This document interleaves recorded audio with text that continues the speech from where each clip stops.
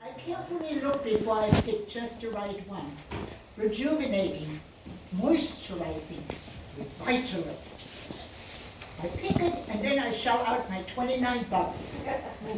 I open the new jar, inhale the fragrance, and wait. I wait for the promise, the miracle of visibly younger skin in just 30 days. I'm still waiting. I'm just as gullible with other products. I believe the rise of instant happiness if I buy just the right product, the romp through the field of daisies, the delighted faces of everyone, if I just buy the right brand of toilet tissue, the right flavor of yogurt. I buy into illusions. I trust it will all be true.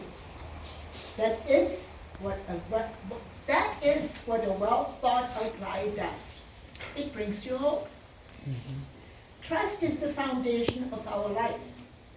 From childhood to relationships, friendships, parenting, work, and of course all the people we trust to help us negotiate and govern our lives. It is essential to us. We assume that most people are truthful in their communications and interaction with us, and most cultures and religions condemn lying. Being lied to alters our reality. It destroys the foundation of a healthy relationship. So why are we lied to? And why do we lie? Is it even possible or desirable to always speak the truth?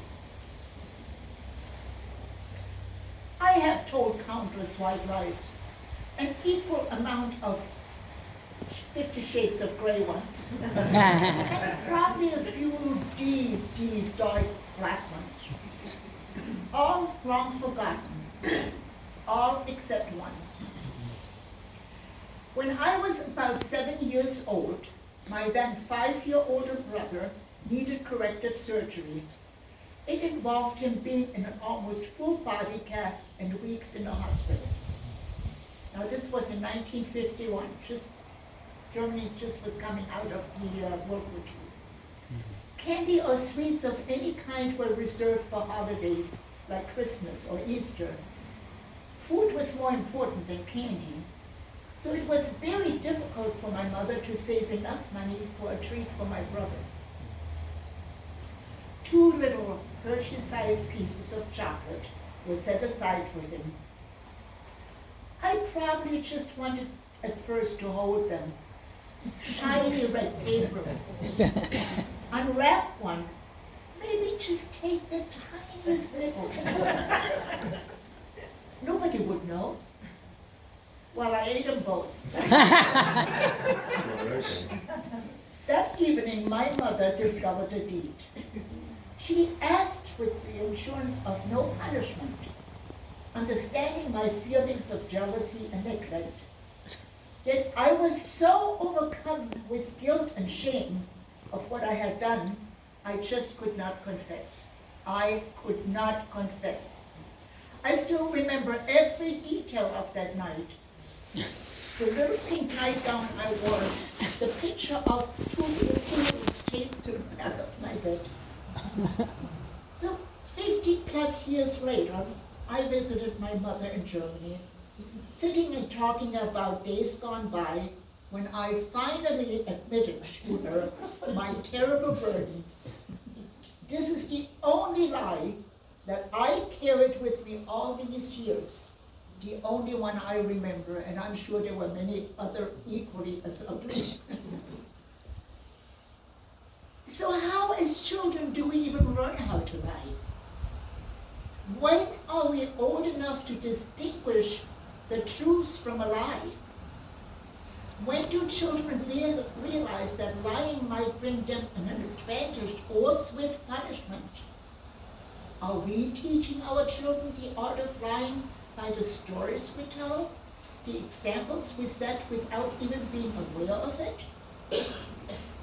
The lie of the fat man bringing toys, the mysterious creature that leaves money under our pillows for every tooth lost, the rabbit that hides chocolate eggs? Really? And then there are the biggies. Where do babies come from?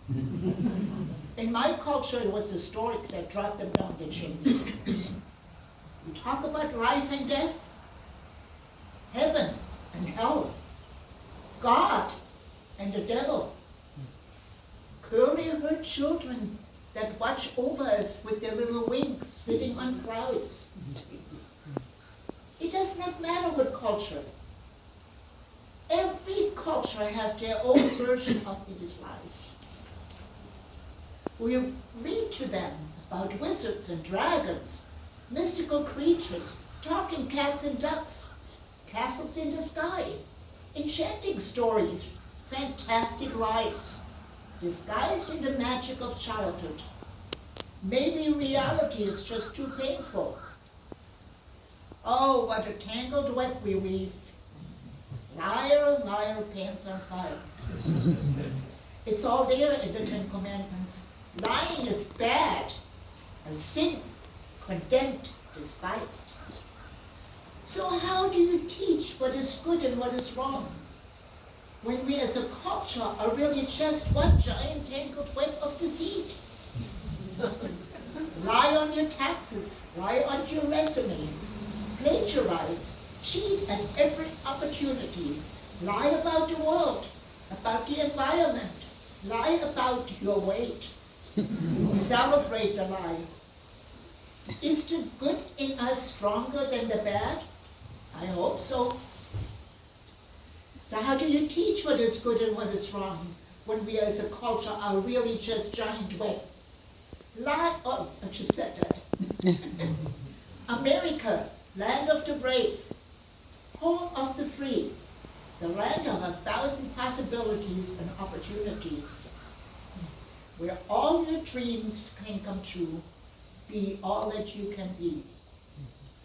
Thousands of immigrants still come here believing it to be true, just to face the reality there is no such thing as easy living. It's a lie, an illusion. I see them every day standing in the parking lot of a long-defunct grocery store on Palm Beach Boulevard, waiting to be picked up for a day of labor in the fields. Was that their dream? Or did they believe a lie? I drive past the correction facilities on Ortiz Avenue, where hundreds of shattered dreams of easy living turned into a life of crime, where even innocent people lost their freedom because of lies. Promises of better housing, we know that's a lie, because people can't even afford basic housing, affordable health care, improved schools, better elder care, child care, working conditions, false promises and lies. One of the biggest lies ever told, justice and equality for all. We elect officials with hope and trust in their visions of a better life for the marginalized and poor, the elderly and needy, yet are disillusioned by lies and manipulations. We are bombarded with information, presented with truth that becomes lies, and lies that are presented as truth. It becomes more and more difficult to separate the two. We have become accustomed to deception, immune to it, even celebrating it, no longer shocked. We have to trust and believe in the basic honesty of everyone, because without that, we will be lost. People lie to protect or promote themselves, to harm others, or to manipulate and exploit. People lie to embellish, even to entertain. According to research, we lie on average about 8 times a day. Wow. And if you say, oh no, I don't lie, well, there you go, you're lying. The white lies we tell out of kindness, politeness, that we tell to reduce a stressful situation. We lie without even being aware that we are lying. You wouldn't hurt a child by telling them their drawing was weird and mommy looked like an alien. No, you lie and say it's a great drawing. You wouldn't tell Grandpa that the dollhouse he built looked more like a shack, would you? You wouldn't tell your best friend that she looks like a clown in that new outfit, would you? Well, I might. For diplomacy. When the cashier at Publix asks you, how are you? You don't tell her about your ingrown toenail or your addiction to even more craft supplies.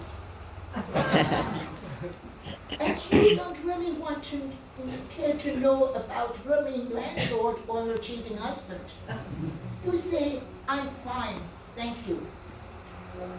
But then every once in a while, you might be moved to say, not one of my better days, and he or she will answer, I know what you mean. And then there is that human connection that we need, the assurance, that honesty in your fellow man, the proof that we don't always need to connect as to people. It is impossible to compile the list of the biggest lies in history. It's impossible. There are lies that changed the course of countless lives. Smoking is good for you. This lie spread by the tobacco industry was and is responsible for endless misery. The Nazi propaganda. The world changed because of this vile rhetoric. COVID. It will be over in 2 weeks. Yeah. 3 years later, millions of lives lost. It will be with us forever. Religion and politics cost the lives of countless victims, regardless of their social standing. Once a lie was spoken, a whisper of doubt, retribution is swift and merciless. And possibly the biggest lie that to this day, the biggest lie to this day, is probably indirectly responsible, just think about what I'm going to say now. It's probably indirectly responsible for many of our problems and impossible to correct. The description of Jesus being a white man. All kinds of things came out of that lie that started sometimes back in the 15th century. There have been some spectacular liars in recent history. Just a few that come to mind. And there are so many more. Nixon. Johnson. No boys will go to Asia. Cheney. Clinton. I did not have sex with that woman.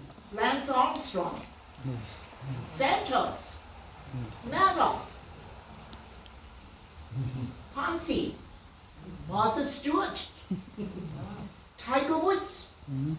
And of course, the capo di capi, the Uber Pinocchio, number 45. Who made an art out of lying and an art out of repeating them, and so often that by now he believes them to be true, and bamboozling millions of people this way.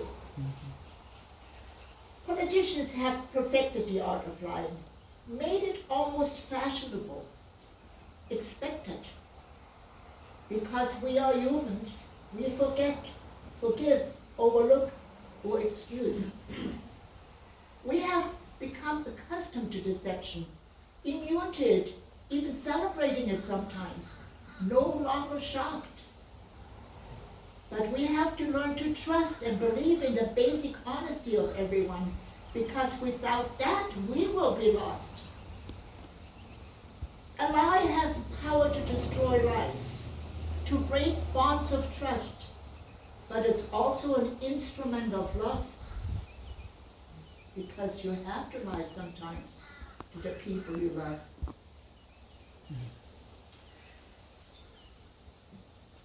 today's service that reading was by a poem by unknown. I thought it was poignant, touching, relevant. Do you agree? Mm-hmm. Who wrote this? Someone badly hurt by lies, shattered?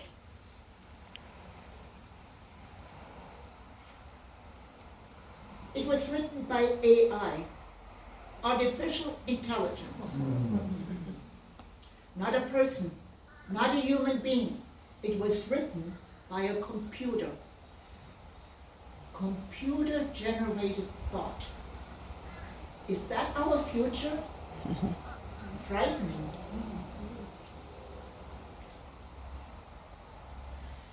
I was close friends with Priscilla Johnson, an All-Faith member that passed away a few years ago.